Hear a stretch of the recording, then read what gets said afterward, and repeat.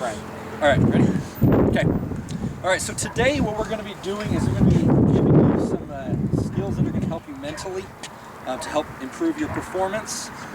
You guys have probably spent lots of hours, probably years, sitting here on a court, something similar to this, practicing a forehand, probably what, thousands of times? Backhand another 1,000? Probably a Okay. million. Yeah, quite a bit. But not often do we think to exercise our brains or work on skills that are going to help us mentally, okay? So that's what we're going to do today, is going to kind of go through and give you an example of a mental skill that you can work on and develop that's going to help you improve your performance, okay? So first off, let's take an example of 1 point in a tennis match, okay? Only 1 point, not even a full game, just 1 point. What are some of the decisions that you guys have to make just for 1 point? Yeah. If you're gonna take the ball, because sometimes it doubles and if it's yours or theirs. Yeah, doubles? Like, good heavens, they have another person you're trying to make a decision about. Yeah, what else? Yeah. Where you're going to hit it on the court. Where you're going to hit it. There's a giant court there. Where are we going to put it? Yeah. If it's going out or not. If it's going to go out. And sometimes you have this much space to decide if you're going to hit it or not, right? Absolutely. What are some other decisions? Yeah. You're going to put a spin on it. You're going to put spin. What type of shot maybe you're going to shoot? Yeah, absolutely. What else? If you want to hit it. If you want to hit it. How many times you got a volley coming up high, you decide either we're going to volley or we're going to let it bounce. Okay? There are tons of decisions that we make. Okay? So what, I guess, how quickly do you need to make those decisions? Instantaneous. Now why? Because there's no time. Yeah. Ball's coming at you so fast. How fast does a ball typically get returned to? 40 miles an 40 miles an hour? Actually, if it's race, it's not even going to go. So 40, 50, 60 miles an hour. So that really gives you like that much time to decide something. Okay? So that gets pretty difficult when there are a bunch of decisions that you need to make like this. Now try and make decisions this fast, and then all of a sudden you have these thoughts bouncing around in your head. You're in front of your teammates. They're going to make fun of you if you miss the shot. Maybe there's a cute girl coming to see the cheerleaders make it around, don't they? And they're watching you play. All these distractions. Exactly. So we got tons of decisions we need to make quickly, right? Just think and imagine yourself in a game scenario. Everybody has to close your eyes, because when we close our eyes, we cut off any visual distractions, all right? So close your eyes, eliminate those distractions, and I want you to imagine you're playing a game, all right, and you're down 30-40. It's the points to extend the match, or it's match point for the other opponent. All right, I want you to imagine yourself playing that point. Where are you moving? Are you moving quickly? Are your decisions being made quickly? Is it rather slow? How fast do you want to be moving? Okay. All right, you can open up your eyes. Have any of you guys ever tried running in water? Yes. Yeah. What is that like? Hard. Hard. Is it frustrating for you? I don't like it. Because I want to move so fast, but the water's like holding me back. It's like I'm running with ankle weights like right around me. Like I want to move so fast, I try and drive my leg, but I can't because the water's holding me back. All right? All right, who's the strongest person here on our team? Me? All right, there he is. Pants. Come on up, Pants. Yeah, Marcus! Woo! This is Marcus. No, it's Marcus. Marcus, come on in. I I want you to strap these on your ankles, and I just want, yeah, I know. You probably need them all. I'll do it. Strap Just those kidding. on your Paige is ankles. stronger. Okay.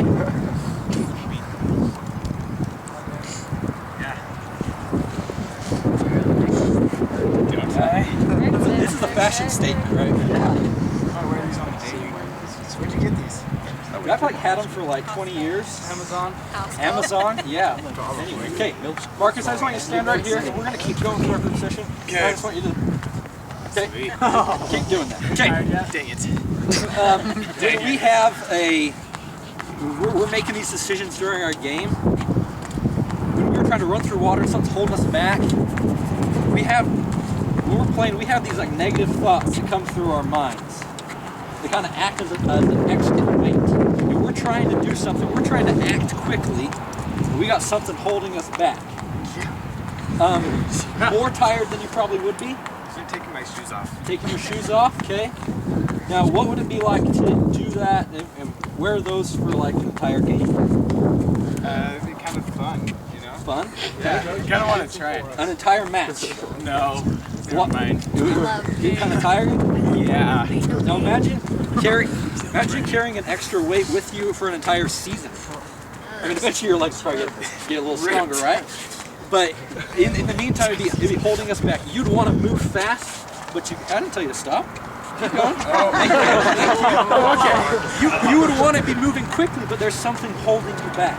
Right? When we have negative thoughts about ourselves or about our performance, it's almost like we're wearing ankle weights here, stopping us and holding us back. All right, thanks, Marcus. You did it. Oh yeah, you're welcome. You just throw it. Marcus, you feel stronger already? I do. Yeah, you're way strong there. I feel the muscles. Huge legs. Yeah. You didn't wear it. Okay. Now, when we, how many of you guys, I want you to think back to a time in a game or a practice when you've made a mistake. It can be a big one, glancing out of bounds. It could be a small one, practice, it doesn't really matter. Okay, I want you to think about those times.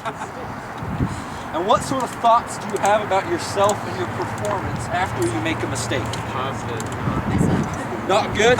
Give me an example, maybe. Last year there was like an overhead hit, completely lifting, just dropped behind me. Start making like thoughts and statements about ourselves that are completely unrelated to that one point. I just lose energy. You lose energy. How many of you guys make a mistake and then do this? All of them? That's what happens. We make a mistake and we're like, crap, man, I suck at tennis. All right? Where's Lane?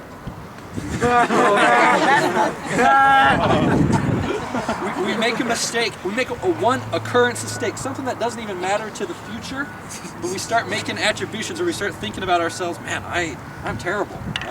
I play tennis and I make a lot of mistakes. I hit it into the net and it's like, man, when I go to serve the next point, I start thinking, oh, I couldn't get it over the net last time. There's no way I'm going to get it over now.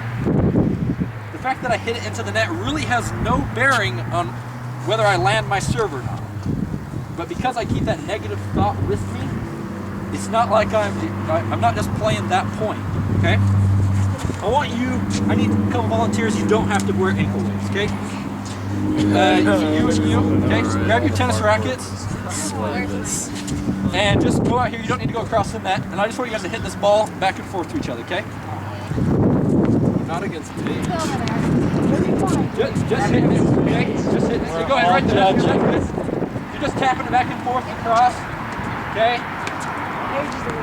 Okay, there we go. Not that bad, okay? All right. I'm really glad you didn't need that again. Okay, come on back. Stand up right here, right there, okay? So when we're playing that point right there, we're just playing with the tennis ball. That ball represents that one point. When we keep these negative thoughts with us, we're no longer just playing that point, we're playing that point and the point behind it. So I want you to take those two tennis balls taped together, and I want you to hit those back and forth to each other. Okay? Because you're not just playing that point anymore, you're playing all the points. Okay? Much more difficult. Now imagine you're playing with 3 tennis balls, or 4 tennis balls taped together, okay? When we don't let go of those negative thoughts, we stop ourselves from performing the best of our ability, okay? Thanks, guys. So now that we know that they're bad and we need to be able to identify them, okay? I'm going to read some positive and some negative statements. When you hear the negative statements, I want you to just clap your hands, okay? Just like this, okay? Just once, just once. Oh, just once. not the ones in my head? Not the ones. Exactly, okay. I am an excellent tennis player. Wait. Negative. Sorry, guys. Negative ones, okay? Wait, I am a fast sprinter. my coaches and teammates don't have a lot of trust in me. Yeah. Very good. Very good. When we clap our hands together like that after we hear a negative statement, we're symbolically stopping that thought right there. We're not letting it go any further. Okay? I'm certain that you're going to have times when you have a negative thought come through your mind. All right, we're human. That happens. But it becomes detrimental to our play when we have a negative thought and we just try to brush it off. That thought's still in there. It's still bouncing around our heads.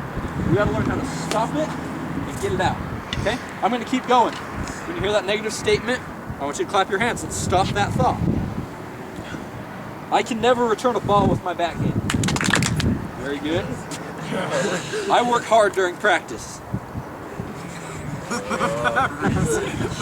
I never seem to be in the right position. I approach the net the correct time. I return serves with ease. I double fault more than my teammate. I often hit the ball out of bounds. Some people are naturally good at tennis, but I'm not one of them. And then I am not fast enough to be a good tennis player. Okay, very good. These are just some examples. You all probably have different things you say to yourselves, positive and negatively. Okay, but we learn to identify them, and we learn that we need to stop them right away. But now we need to be able to get rid of them. Okay, it's one thing to stop them, but now we need to stop and get rid of them. Okay. I'm going to pass out a piece of paper, I hope I have enough for you, and a pencil to each of you. And I want, here, pencils, pass those around. Paper, pass those around.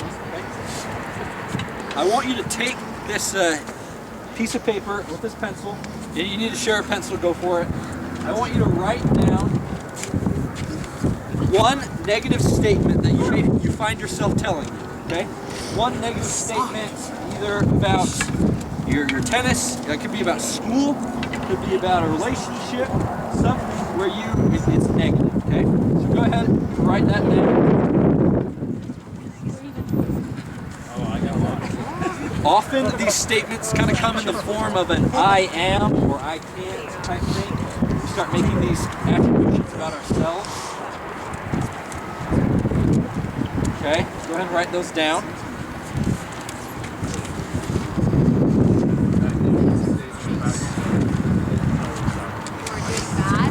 Yeah, or when you make a mistake, what do you find yourself saying? I'll give You know? you. I can't return a serve. My rallies never last very long. You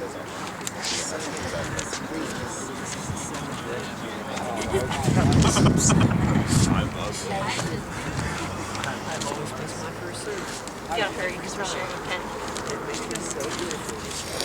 Okay, when you got those, I just want you to fold them up. That's fine. Okay. Last summer, my wife and I went down to the Provo River and we floated down it. Have any of you guys ever done that before? Yeah, that's a party. Yeah, we float down it. We just grab a tube, start at the top, float all the way down. About halfway down, we got out onto the shore, took a couple pictures, you know, like girls like to do, take pictures.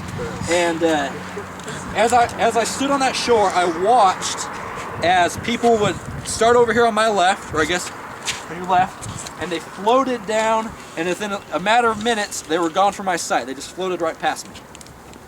These are people that I was in front of, but they just floated right past me because I'd gotten out. Okay? Now, our mental processing can be a lot like this river. Okay? We have these negative thoughts about ourselves. We can use this river to get rid of them. Okay? This river can happen right up here in our minds, and this is just one tool that we can use to get rid of negative thoughts. All right? So I'm going to have you again close your eyes because we're going to get rid of that visual distraction. And I want you to follow my instructions, okay?